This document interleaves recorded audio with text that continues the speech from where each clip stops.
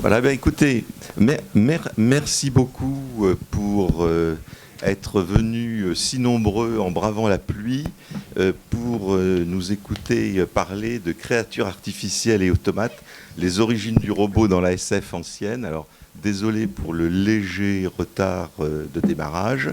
Et donc, nous avons autour de cette table, alors tout au bout là-bas, Fleur Hopkins. Alors, je suis désolé, la parité n'est pas respectée, hein, mais donc nous avons Fleur Hopkins, qui est une universitaire qui a écrit une thèse sur le merveilleux scientifique qui s'intitule « Aux frontières de l'invisible, culture visuelle et instruments optiques dans le récit merveilleux scientifique » et qui avait été la commissaire d'exposition d'une exposition absolument magnifique sur le merveilleux scientifique à la BNF.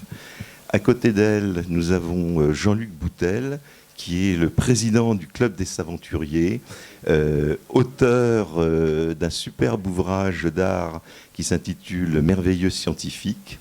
Et il est aussi auteur de plusieurs fascicules à l'ancienne, Sérénade sélénite et Terreur terrestre.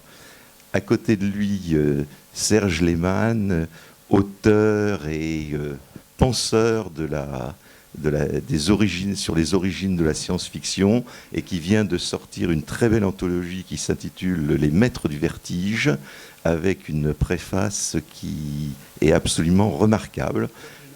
Vertigineuse, oui, n'ayons pas peur de le dire. Et à côté de moi, Clément Humel, qui est lui aussi universitaire et chercheur, spécialisé dans l'œuvre de Ronnie Henné, sans majuscule, et sur lequel il est en train de terminer sa thèse. Voilà. Alors on va rentrer tout de suite dans le vif du sujet, puisque pour ceux d'entre vous qui assistaient à la table ronde précédente, il parlait de tout ce qui était figure de créatures artificielles dans l'Antiquité. Nous, on va commencer peut-être d'abord un peu chronologiquement, en passant ensuite, il y a une sorte de gap jusqu'au début du Moyen-Âge. Et puis, on arrive aux premières créatures automatiques. Alors, Fleur Hopkins, peut-être vous pouvez nous dire un mot sur ces têtes au Moyen-Âge, les têtes parlantes de Roger Bacon, etc. Et puis ensuite, comment on a évolué vers les automates un peu plus tard, à partir du 18e. C'est un mot qui sera nécessairement très bref parce que je ne suis pas 18e de formation, mais moi j'ai découvert effectivement l'histoire des robots, des automates, des hommes artificiels, le lexique est extrêmement riche par le biais de toutes mes recherches touchant au 19e et au 20e, parce que ce qui est très fascinant, c'est que tous ces auteurs se réfèrent en permanence à cette histoire des hommes artificiels, des pantins, des hommes de fer. Voilà, le lexique est totalement foisonnant. Il nous dit beaucoup de la frontière entre l'homme et le robot. Et de fait, on va avoir très tôt, que ce soit dans l'Antiquité, dans le Moyen-Âge, des fantasmes nombreux autour des têtes coupées qui seraient parlantes, qui seraient capables peut-être de prophétiser, de lancer des devinettes, de s'apparenter à des Pythies. Enfin, on a un peu tout. On a des têtes de Démocrite, on a la tête d'Alexandre, on a beaucoup de choses comme ça. On a aussi des perroquets. Enfin, on a quantité de modèles de ce type. On a des joueurs d'échecs et à chaque fois, il y a le doute sur la nature de l'automate qui se trouve devant nos yeux. Est-ce que c'est un homme ? Est-ce que c'est un homme dissimulé dans la gangue de métal ? Ce qui est très souvent le cas, c'est Robert Houdin qui le dénoncera un peu plus tard, que très souvent, c'est un homme qui est à l'intérieur de l'être de fer et qui s'amuse à faire les gestes. Jean-Luc proposait que nous avancions dans cette chronologie et effectivement, le moment clé, c'est Vaucanson, le CAT, tous ces ingénieurs qui vont s'échiner à développer des êtres artificiels qui, selon eux, va leur permettre par la mécanique de mieux comprendre le fonctionnement humain. Parce que si vous pensez par exemple au canard digérateur en 1738, le but c'est de reproduire le système de digestion du canard et même de le faire déféquer pour mieux comprendre la machinerie. On est vraiment dans l'héritage de la maîtrise qui, en fait, est à l'intérieur de nous. Et voilà, ma petite digression s'arrêtera là parce qu'encore une fois, je ne suis pas du tout spécialiste de cette histoire. Serge Lehmann, si on vient à la littérature, est-ce qu'on peut considérer que le monstre de Frankenstein, la créature de Frankenstein, c'est quelque part la première créature artificielle qui apparaisse dans les littératures de l'imaginaire que nous aimons ? je ne sais pas si c'est la première, mais c'est certainement la créature la plus emblématique, la plus archétypale. Elle réunit pratiquement tous les détails, que ce soit les détails visuels ou les détails narratifs. Moi, je suis en train de le relire, le Frankenstein de Mary Shelley. J'avais oublié à quel point c'est un beau livre, un beau roman. C'est un pur plaisir romanesque à lire. Mais ces détails incroyables comme l'animation du corps par l'électricité en captant un éclair qu'on voit dans le film de James Whale, tout ça, disons, renvoie effectivement à un imaginaire à la fois prométhéen, parce que le sous-titre du livre, c'est le Prométhée moderne, et donc voleur de feu. Le docteur Frankenstein est un voleur de feu, un voleur du pouvoir d'animation. Mais je voulais aussi souligner que il y a une grande créature artificielle qui hante notre imaginaire depuis très longtemps. Je crois que la conférence d'avant portait sur Héphaïstos, c'est donc une figure de dieu grec. Mais dans la Bible, on oublie que Adam est un homme de glaise et que c'est une fabrication. Dieu, d'une certaine manière, est une sorte de potier extraordinaire qui fait des statues qu'il est capable d'animer par le souffle. Et cette vieille image de l'homme comme créature de terre animée par un souffle venu du dehors, elle se retrouve en réduction dans la mythologie du golem, donc, qui est très proche d'une certaine manière de Frankenstein. C'est toujours la même chose, on prend des matériaux inertes, on leur insuffle un souffle venu du dehors, et d'un seul coup l'homme se retrouve dans une position de créateur divin face à sa créature qui se révolte ou non, le sert ou non. Donc c'est en fait un très vieux thème, c'est un thème qui probablement remonte au moment où les êtres humains, sapiens, ont commencé à mesurer leur capacité de fabrication et à projeter sur ces capacités des désirs d'animation démiurgiques, quoi. Donc je pense que tout ça est encore à l'œuvre dans le thème du robot aujourd'hui. D'accord. Alors, donc les robots, tels qu'on a tendance à se les imaginer, on peut dire que, je pense, ils apparaissent vraiment dans la culture visuelle à partir de quoi, des années 1880. Le mot lui-même, il date des années 20, c'est Karel Capek. Mais on trouve déjà disons des proto-robots, Jean-Luc Boutel. Oui. En fait, les créatures, les robots, enfin, moi je vois deux types de créatures. En fait, moi, ma première rencontre que j'ai eue avec les créatures artificielles, c'est avec une nouvelle que j'avais lue dans Je sais tout, donc de Paul Arrosa, Les mystérieuses études du professeur Krull. C'est ce qui m'a mis un petit peu en contact avec cette thématique. J'ai essayé un petit peu de gratter, de voir un petit peu. Alors évidemment, il y avait le Versin, qui a été une source incroyable de référence. Le rétrofiction de Joseph Alterac et de Guy Coste en recense plus de 650, ce qui fait pas mal. Ce qui fait que si ce n'est pas la thématique majeure, en tout cas du merveilleux scientifique en France, elle occupe quand même une place importante, d'autant plus qu'elle a quand même un lien très étroit avec une autre thématique, que nous affectionnons plus particulièrement, c'est celle du savant fou, parce que finalement il y a cette idée de créer la vie, ou alors de modifier notre existence. Et c'est pour ça que dans le terme du robot, du cyborg ou de l'androïde, ce qui est assez curieux, au final, c'est de se rendre compte que depuis le début du siècle, en fait, il y a eu deux thématiques qui se dégageaient. C'est comment est-ce qu'on peut modifier l'homme de manière à ce qu'il vive plus longtemps. C'est-à-dire que là, on est proche du cyborg. On le voit d'ailleurs à l'exposition, la très belle exposition de Javi Freiberger à ce sujet concernant le roman de Pasquier, Le secret de ne jamais mourir, où on voit une créature qui s'écarte le ventre et on voit des fils électriques, des rouages, des choses comme ça. D'ailleurs, je pense que c'est pour ça que cette illustration n'a pas figuré en couverture de l'ouvrage, parce que je pense que ça pouvait déstabiliser le public de voir un type comme ça en train le bide ouvert avec des entrailles mécaniques. Donc c'est la première thématique, comment faire pour modifier l'homme, c'est-à-dire le perfectionner. Et après, il y a la deuxième thématique, au final, c'est la créature artificielle, donc l'androïde, purement mécanique, à qui on veut donner un aspect humain. Donc c'est assez curieux, parce qu'en fait, on a ces deux thématiques en opposition. Donc d'un côté, on veut modifier, on veut rendre plus mécanique, et de l'autre, on veut rendre plus humain. C'est assez intéressant. Après, la représentation du robot dans le milieu scientifique, il n'y en a pas tant que ça, hein, en tout cas sur les couvertures. Je pense que on est confronté à ce problème où dans le milieu scientifique, souvent les titres ne sont pas évocateurs. Donc est-ce que c'était pour, je sais pas, pour pas affoler le public, des fois on trouve sous des titres anodins des œuvres conjecturales pures. Et après, il y a des couvertures effectivement où, moi de mémoire, où on voit vraiment le robot en tant que boîte mécanique, les cubes là. Je crois que c'est les 2 romans de Camille, les aventures de Cric Robot, et puis les kidnappés du Panthéon, où on voit vraiment une créature le robot tel qu'on se le représente, quoi. Et après, il faudra aller gratter un petit peu dans les publications d'avant-guerre, enfin, qui représentent une masse considérable. Et je crois qu'une des représentations du robot tel que nous l'imaginons, c'est dans un numéro spécial de la revue Vue. Il y a une nouvelle de Jean Painlevé qui s'appelle La révolte des robots. Et on voit, ce sont des photomontages qui sont vraiment super. Et on voit des robots serviteurs, des robots policiers, des robots domestiques.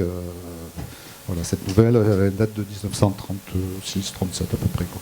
Mais cette revue, donc Vue, est très intéressante parce qu'on voit, il y a beaucoup de nouvelles concernant les robots et les représentations du robot. Et pour ce qui est de la culture visuelle, il faut rappeler que dans l'œuvre d'Hergé, qui est très riche d'emprunts au merveilleux scientifique et à la SF ancienne, la première apparition d'un thème de science-fiction, c'est le thème du robot dans Le Rayon du Mystère, le cycle de Josette et Joko qu'il faisait en parallèle à Tintin pour le marché français. Le Rayon du Mystère, c'est une histoire de savant fou qui fabrique des robots. Et c'est la première image de science-fiction chez Hergé, c'est un robot. Donc c'est quand même intéressant. Ça l'est d'autant plus que dans la saga de Spirou qui commence au même moment, Radar le robot est le premier titre relevant de la science-fiction. Donc ça veut quand même dire que dès la fin des années 30, ce thème est vraiment entré dans l'esprit du public, sans doute comme l'un des 2 ou 3 grands thèmes centraux et comme grand symbole, image symbole du thème, du genre littéraire, science-fiction. Clément Humel, je crois que vous voulez intervenir. Oui, pardon, oui. C'est vrai qu'avant de m'intéresser à Rosny, qui n'a pas été très disserte en termes de robots, mes premiers amours, c'était justement créatures artificielles, les robots bien sûr, mais ce qui s'est passé avant. Et dans mes premières recherches, j'avais pu constater que les problématiques liées à la robotique, mais aussi à l'être artificiel, en réalité, ce ne sont pas du tout des problématiques qui sont récentes, actuelles, mais elles remontent justement à l'Antiquité.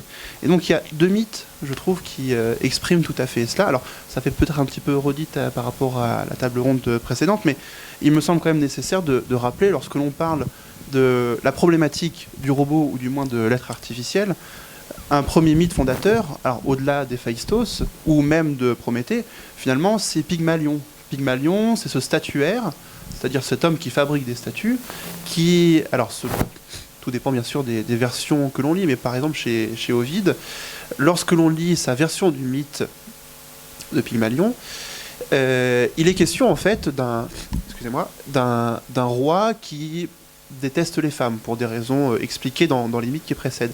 Et Pygmalion, en fait, sa détestation des femmes n'est pas de la misogynie, c'est juste qu'il est déçu par elles.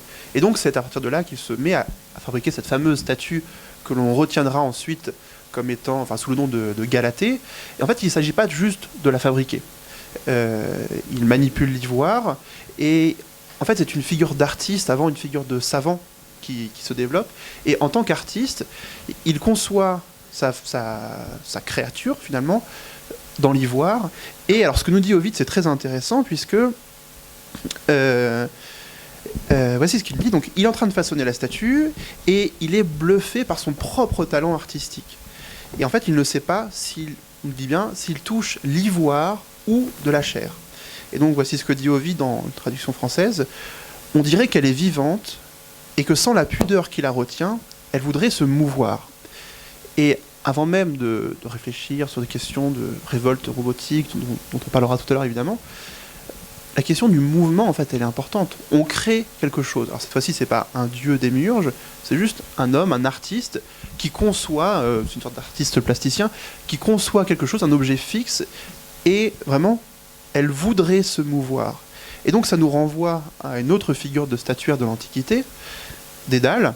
Dédale qui est un inventeur de génie, que l'on connaît surtout pour avoir conçu les fameuses ailes qu'il va poser sur son fils et sur lui-même pour s'envoler, ailes bien sûr perfectibles. Mais en fait, Dédale aussi, c'est un statuaire, avant même d'être cet inventeur connu, qui rentre dans de nombreux mythes. Et Dédale, il est décrit par Platon dans des dialogues. Il nous dit que c'est l'auteur de statues qui marchent et qui prennent la fuite quand on néglige de les arracher. Autrement dit, Dédale, c'est le sculpteur qui parvient à donner l'illusion du mouvement. Et je trouve qu'en fait, dès l'Antiquité, avant même de réfléchir à rapport homme-créature, il y a cette idée de mouvement. Parce qu'en fait, en grec, ou en latin, je ne sais plus, je ne sais pas, l'âme, c'est anima, c'est le mouvement. Attends, merci. C'est l'anima, c'est le mouvement. Et en fait, ce qui fait que nous sommes vivants, peu importe qu'on soit des êtres humains, des chats, des chiens, ou des robots, ou des statues, c'est le fait que l'on bouge, qu'on soit en mouvement. Et donc voilà, c'est peut-être ça que l'on peut... Enfin, en tout cas, je trouve que dans la façon de penser le robot, c'est ça, c'est d'abord cette créature qui est en mouvement, et qui, quand elle bouge, eh bien, on a l'impression qu'elle est vivante. Et bon, après, ça crée d'autres problématiques, je laisse la parole à mes camarades. Mais voilà, je pense qu'on part de là, en fait, de quelque chose qui bouge, et ensuite, comment est-ce que nous, en tant qu'être humain, on réagit à cette chose qui bouge. Cette sorte d'inquiétante étrangeté, hein, comme l'a dit Freud. Alors, qui justement me semble-t-il, dans un certain nombre même dans un grand nombre des premières représentations de robots, il y a justement, alors c'est le robot un peu style boîte de conserve, etc. Et il me semble que souvent c'est transformé en objet comique. Je pense, il y a beaucoup de dessins, etc. Et il y a un comique qui vient justement du mouvement du robot parce qu'il s'est déréglé, il répète toujours la même chose, ou il va mal exécuter le mouvement, le robot serviteur qui va renverser la tasse, ou des choses comme ça. Alors, est-ce que ça, s'il n'y a pas en même temps dans ces représentations une sorte quelque part de démystification inconsciente pour que les gens, la société n'ait pas peur des créatures artificielles? Alors, je ne sais pas si la réponse va faire le tour de la question, mais quand tu as commencé à poser la question, quand vous avez commencé à poser la question, Jean-Luc, j'ai tout de suite pensé à deux choses. J'ai pensé à Bergson, qui dans Le Rire fait une théorie de l'humour en expliquant que ce qui est drôle, c'est le mécanique plaqué sur du vivant. Et donc c'est effectivement ce type de comportement aberrant qui consiste à répéter toujours la même erreur ou des mouvements désordonnés, ou ça a à voir. Et par association d'idées, j'ai repensé au Temps moderne de Chaplin, où il y a non pas des robots humanoïdes, mais des robots qui servent à fabriquer ou à nourrir. Il y a la fameuse machine à nourrir rapidement les ouvriers pour leur faire gagner du temps. Et c'est du mécanique plaqué sur du vivant, c'est-à-dire que les mouvements de la machine finissent par frapper Chaplin. C'est assez drôle, c'est resté une scène très célèbre. C'est deux images de robots qui ne sont pas spécialement rassurantes en fait. Et même, je me permets d'interrompre, parce que justement, dans les temps modernes, tu parles de robots qui construisent, et c'est ce que représente le film. Mais en fait, Chaplin et les autres ouvriers sont même des humains robotisés. Et c'est ce qui arrive à Chaplin avec ce fameux geste qu'il répète inlassablement à longueur de journée et qui le rend fou. Oui, en fait, moi je pense que, en tout cas en littérature, j'ai pas vraiment d'exemple de robots comiques, à part peut-être ce que je disais tout à l'heure, les aventures de Cric Robot. Je crois qu'on est plus dans le cinéma. J'ai souvenir de films où justement le robot est représenté comme une créature gauche, un peu voilà, avec une démarche un petit peu saccadée. En tout cas, dans la littérature, ce qui concerne le merveilleux scientifique, je pense que souvent, alors c'est ça la difficulté, parce que comme en fait on rencontre très peu de robots en tant que tels, si ce n'est dans certaines bandes dessinées, je pense à Lortac par exemple, il y a très peu de représentations de robots. Ce sont souvent des hommes modifiés ou des créatures un petit peu comme Gaston Leroux, dans La poupée sanglante et la machine à assassiner, où en fait là c'est une créature artificielle dans laquelle on met un cerveau.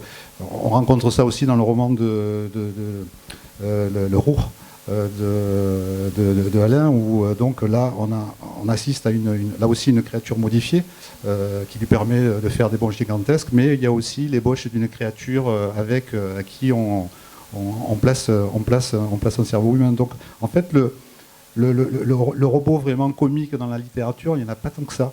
Il y a beaucoup de créatures artificielles, mais de fait la créature artificielle est plutôt inquiétante parce qu'elle est souvent le produit de ce savant complètement fou, délirant, qui a une rancœur envers l'humanité, qui n'est pas digne de son génie, quoi. Et ben en fait, si, il y a peut-être un contre-exemple, même s'il est un peu anachronique. On est dans la SF, là on parle de SF ancienne, mais en fait il y a un duo de robots qui sont plutôt dans une forme de SF moderne, mais qui sont inspirés de SF ancienne. Bah, c'est dans Star Wars, c'est C3PO, qui est le robot le plus crétin de l'univers. C'est un majordome parfait, mais en même temps, c'est un phénomène comique, en fait, ce personnage. Et Serge, peut-être que vous pourriez, ou tu pourrais nous parler un petit peu de l'origine de C3PO. On venait de se vous voyez. Vous voyons-nous, sinon on va se faire taper dessus. Non, je pensais à ça. En fait, comment dire, ces deux robots, C3PO et R2D2, sont universellement connus, universellement drôles et attachants. Et dans le même continuum, mais de l'autre côté du spectre de l'humour ou de l'inquiétude, on a le Terminator. C'est-à-dire qu'en fait, on peut absolument couvrir l'ensemble du champ des émotions humaines avec le robot, de la même manière qu'on peut le faire avec l'extraterrestre. C'est-à-dire que le cinéma a aussi c'est à la fois sa faiblesse et en même temps sa plus grande puissance. Il simplifie et il symbolise les forces qu'on peut nuancer ou explorer en détail et très finement dans la littérature. Donc ça permet de résumer un thème ou de le saisir dans ses expressions les plus simples, les plus symboliques, les plus puissantes, les plus connues. Donc je trouve significatif que finalement on puisse penser aux robots aussi bien en termes d'effets comiques et de personnages qu'on offrirait sans problème à nos enfants, ou en même temps de figures d'épouvante et de destruction totale. Les deux vont de pair en fait. En tout cas, l'image vraiment du robot en tant que créature, on le rencontre beaucoup plus dans la SF américaine que dans la SF française. En fait, je pense que ça a aussi à voir avec l'invention du travail à la chaîne par Ford, avec la mécanisation des tâches. C'est peut-être une chose qui n'a pas frappé la culture française des années 20 aussi fortement que ça a pu le faire aux États-Unis.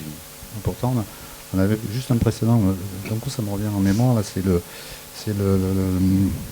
l'histoire de Henri Glanos, là, que j'aime beaucoup, les hommes de fer du professeur Max, où on voit des hommes-machines qui exécutent toutes les tâches. Et en fait, c'est vrai que là, c'est un robot, mais beaucoup plus stylisé, dans les lignes beaucoup plus fines, quoi. C'est pas mais qui est intéressant aussi, quoi. Oui, mais moi, pardon, j'ai un chat dans la gorge, à défaut d'un robot.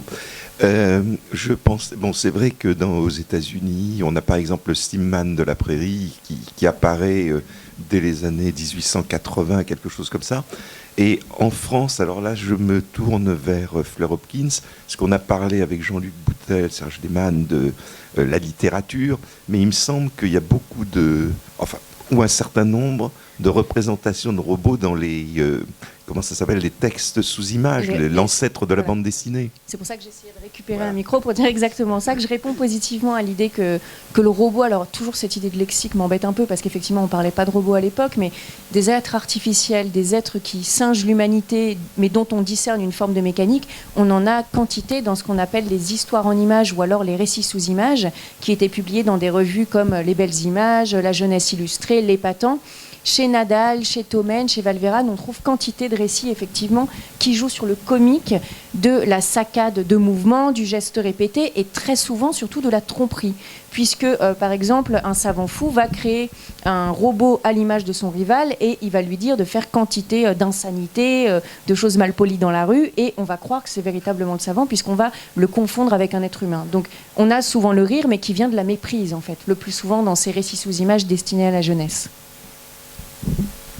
Alors, on parle des origines des créatures artificielles, etc., ce qui m'a semblé assez frappant en préparant cette table ronde, en faisant quelques recherches, c'est qu'en fait, le développement des créatures artificielles dans la littérature, etc., se passe, disons, à peu près à partir du dernier tiers du XIXe siècle.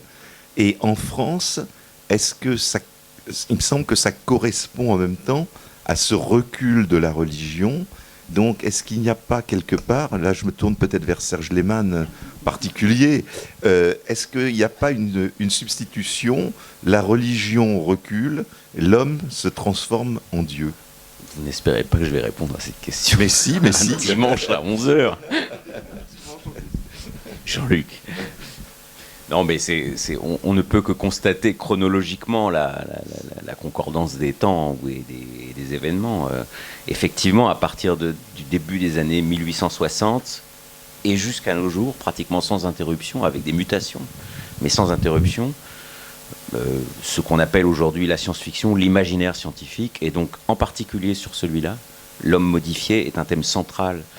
Donc c'est moins le robot. Enfin, le robot est un thème central de la science-fiction et même de nos vies maintenant. Mais le thème de départ, c'est l'homme modifié. C'est ce que Jean-Luc disait tout à l'heure sur l'amélioration de l'homme, animer l'inanimé, réparer ce qui est cassé. Il y a toute une tentation démiurgique, prométhéenne, de l'art, du super artisan en fait, qui voit venir l'époque et la civilisation dans laquelle on sera à peu près capable de tout faire. Il y a un hubris technicien en fait qui se met en place. C'est la grande époque du scientisme, et on partage peut-être encore cette hubris aujourd'hui, puisqu'on vit à nouveau une époque scientiste avec des gens comme Bezos ou Zuckerberg, les grands ingénieurs des GAFAM qui pensent qu'ils peuvent vaincre la mort, qu'ils pensent qu'ils peuvent coloniser le système solaire. Bon, c'est des choses qui ont été rêvées de façon projective dès la fin du 19e siècle, et c'est le plus troublant finalement, c'est pas que ça a été rêvé dès la fin du 19e siècle, ça correspond au progrès des connaissances et des pratiques de l'époque. Le plus troublant, c'est qu'on a fini par atteindre un moment de la civilisation où c'est devenu des perspectives plausibles. Ce sont des perspectives qui gouvernent les choix des dirigeants, parce qu'il faut faire avec ces forces prométhéennes de la super technique qui sont créatrices de richesses et sur lesquelles on a basé tout notre développement planétaire. Donc on est entré pleinement dans la civilisation qui, du point de vue mythique et des affects et de l'esthétique, a commencé d'être ébauchée avec Jules Verne à partir de 1860. Et le robot est une des grandes figures de cette civilisation technique. Donc la programmation remplace le souffle. Il y aurait probablement beaucoup à dire là-dessus, effectivement. En tout cas, le souffle est devenu mathématique, ça oui, c'est clair. Alors qu'il était autrefois, au départ, il garde une caractéristique, disons, spirituelle. Même chez Mary Shelley et Frankenstein, on utilise évidemment l'électricité comme principe d'animation, donc un principe purement physique. Mais la figure de Faust, du diable, du savoir sacré, du feu sacré, est très très proche, quoi. Elle est vraiment à peine cachée par l'écran des représentations scientifiques. Clément Hummel. Merci, ça tombe bien qu'on parle de Frankenstein, roman monstrueux s'il en est, pour de nombreuses raisons. Serge, vous l'évoquiez tout à l'heure, c'est probablement, et puis on en a parlé aussi l'autre soir, Frankenstein, c'est probablement un des meilleurs romans de la littérature moderne, mondiale finalement. Pourquoi pas la pierre angulaire de la science-fiction, en tout cas, ce qui permet de dire auparavant, il y avait une littérature qui, pourquoi pas, peut anticiper la science-fiction, et après Frankenstein, il y a autre chose. Et précisément, tout passe par le monstre. Et le monstre dans Frankenstein, il est extraordinaire parce que, évidemment, c'est un assemblage artificiel, il y a c'est un peu morbide, aujourd'hui on pourrait presque parler de zombies dans cette créature, et de fait, le monstre n'étant pas naturel, il est repoussant, et donc son existence même, elle est odieuse, et j'emploie le terme odieux, toute la polysémie du mot, et tout son sens et ses sons. Le monstre est une insulte à la nature même de l'homme. Et pourtant, et ça ce que je trouve à titre personnel un peu dommage dans les films de James Whale notamment, c'est qu'on en a fait une créature d'horreur. Alors qu'en fait, quand on lit Frankenstein, il fait peur aux autres, mais ce n'est pas c'est seulement son apparence. Puisque, en réalité, le monstre de Frankenstein, cette fameuse créature, c'est probablement le personnage le plus humain du roman. Il est bien plus humain que son créateur, qui, lui, va le créer par orgueil, et puis qui va l'abandonner lorsqu'il va voir que ce qu'il aura créé le dépasse.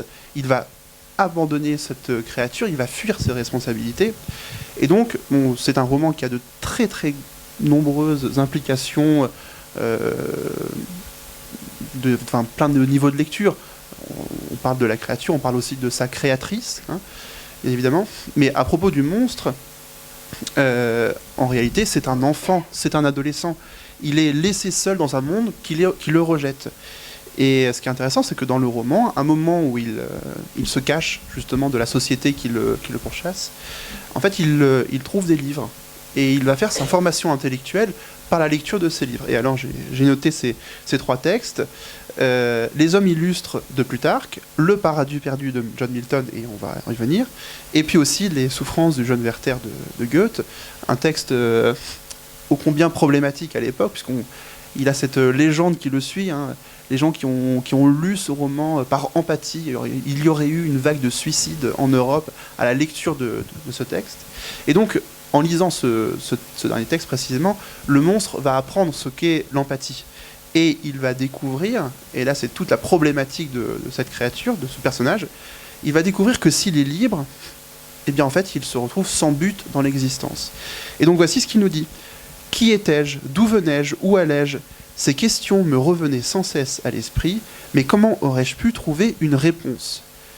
Et alors je me permets une toute petite digression, qui est tout à fait dans l'actualité geek, on va dire.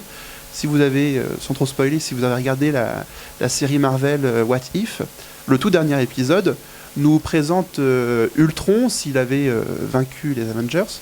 Et donc ce personnage évolue, devient l'équivalent d'une sorte de divinité. Et à un moment, alors qu'il est allé au bout de sa programmation, justement il ne sait plus quoi faire. Et je n'en dis pas plus parce que le récit se poursuit, mais c'est très intéressant.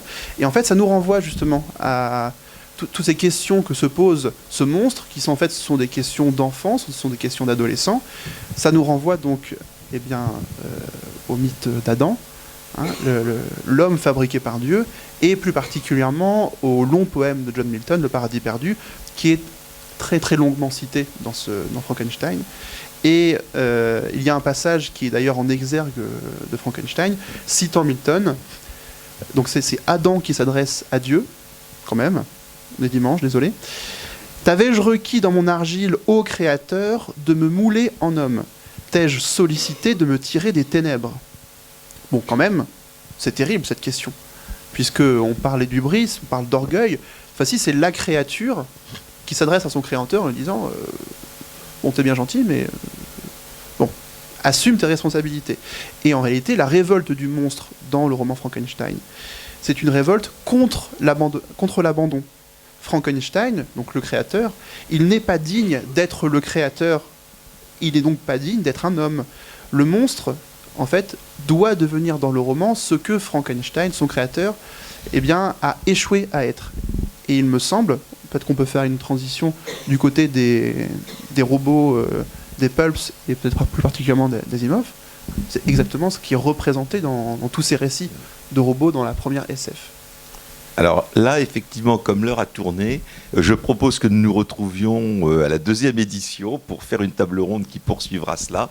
Moi, j'aurais juste une toute dernière question en me tournant plutôt vers Fleur Hopkins et Jean-Luc Boutel, parce que jusqu'à maintenant, on a parlé de ces créatures artificielles, de ces automates, qui sont des représentations humanoïdes. Et ce qui m'a frappé aussi, c'est que autant on voit dans les recherches robotiques récentes, on nous a montré le chien robot de Sony, enfin un certain nombre d'abord d'animaux robots, alors que me semble-t-il dans la littérature et dans les dessins du début du XXe siècle, etc., on ne voit jamais d'animaux, ou quasiment pas.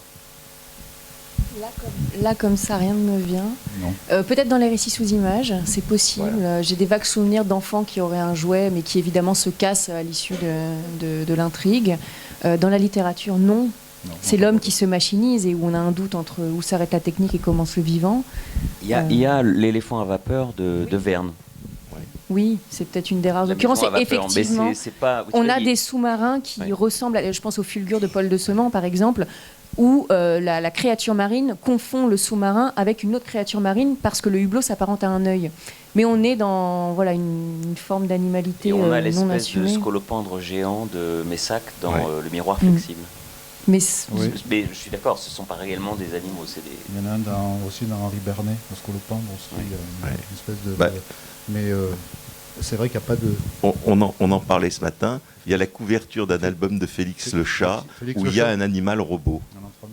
Félix le Chat en l'an 3000, il y a un animal robot.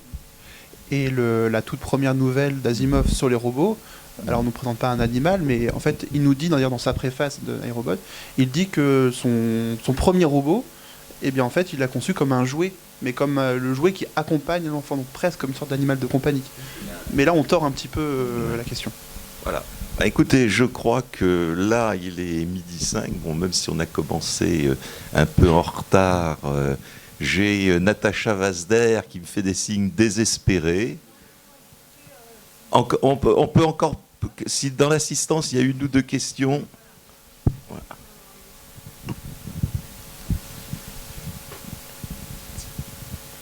On parlait à l'instant des formes humanoïdes des robots et des formes animales. Est-ce qu'à la connaissance de quelqu'un, il y a des formes qui ne singent pas le vivant?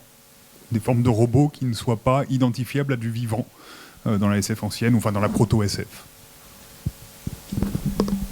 Serge Lehmann. Comme ça, non. Je pense que, on a aujourd'hui massivement des robots ayant des formes tout à fait... non seulement non humaines, mais non familières, totalement non familières. Sans compter les robots d'échelle, comme des robots subatomiques ou des choses comme ça, ou des robots gigantesques qui n'ont plus rien à voir avec les formes familières. Mais c'est un développement, je crois, assez récent, en fait. Je pense que les premières projections sont presque toutes sur l'animation d'objets ou de formes familières.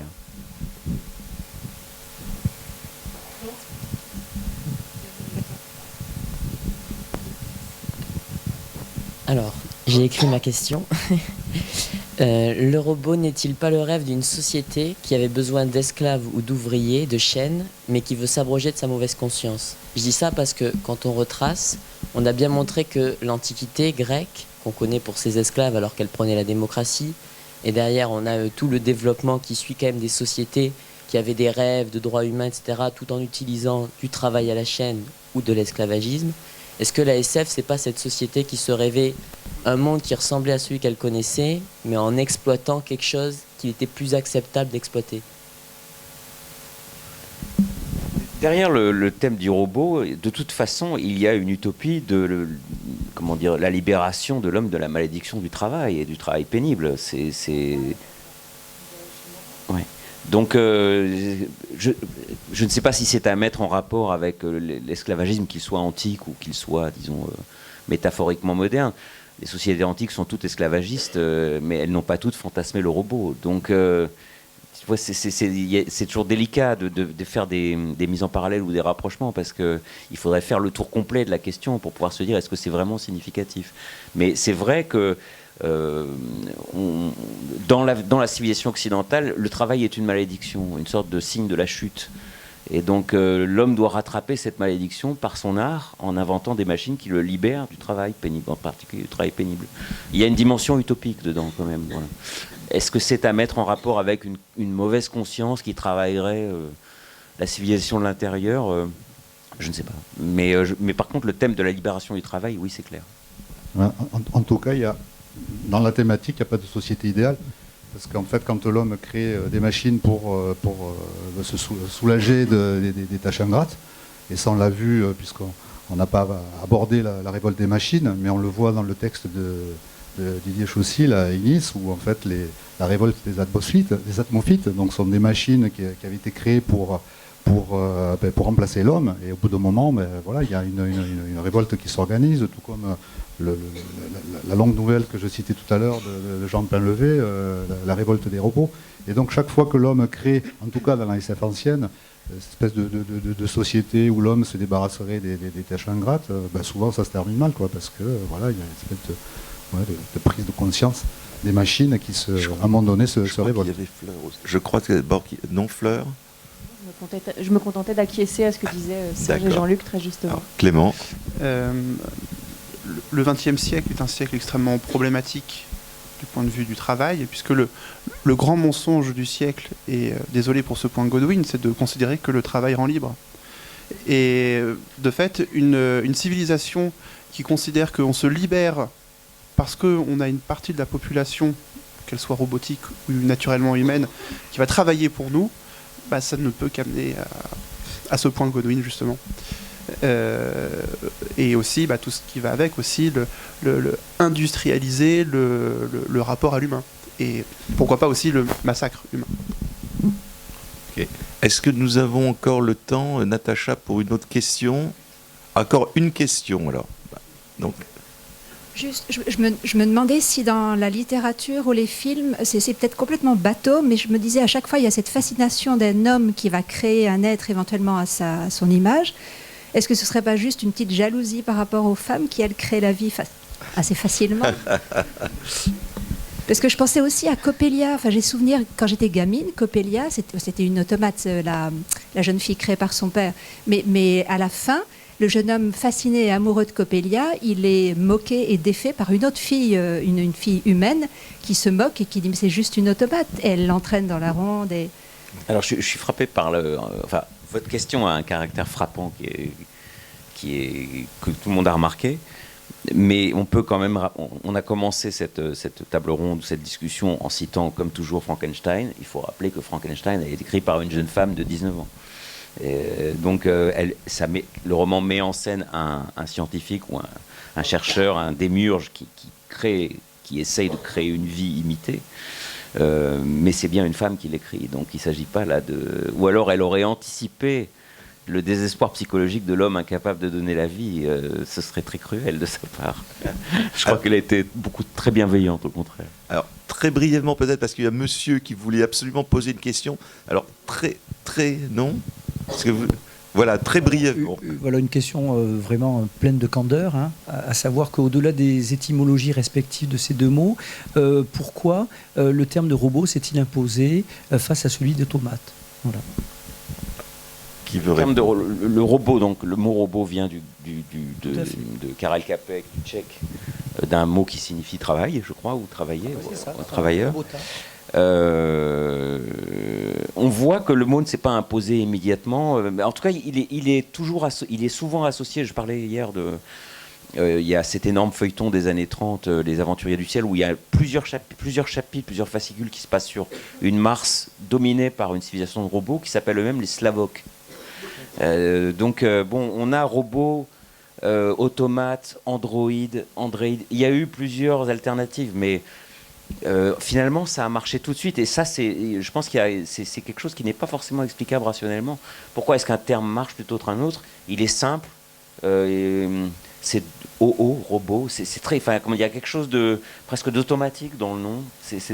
Si je devais réfléchir dans un bureau d'études ou dans une agence de com à créer un mot comme ça, je trouverais que celui-là est très bon, quoi. C'est beaucoup mieux qu'Android, qui est un superbe mot, mais que tout le monde ne connaît pas et que tout le monde ne comprend pas forcément, parce que le mot a un sens quand on sait qu'il veut dire semblable à l'homme, etc.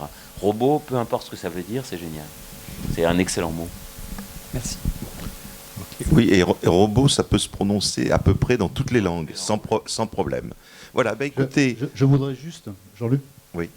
Juste, parce qu'une phrase qui me tient à cœur, pour résumer, j'avais extrait de la nouvelle dont je parlais en début, les mystérieuses études du professeur Kroll, parce que je trouve que ça résume bien.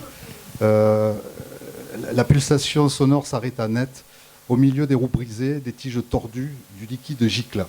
Des gouttes nombreuses dégoulinèrent sur le sol en ruisseau. La machine saignait. Voilà. Eh bien, bravo et merci à nos intervenants.